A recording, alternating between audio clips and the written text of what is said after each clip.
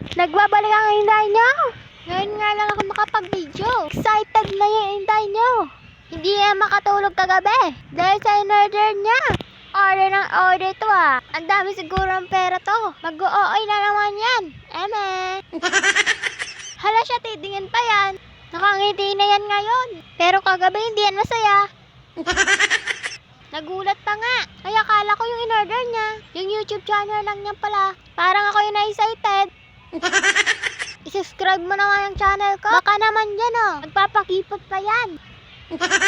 I-like niyo na lang lahat ng video ko. Nakita niyo na yung pako. Yala, nakilig na. Ayan na, ayan na. Pinakita pa talaga. Ala siya, nauwi na. Eme.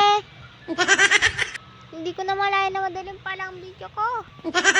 Naganyan ang mukha ng inday nyo. Ano kayo nardo ng inday nyo? Hala siya, lumaki yung mata.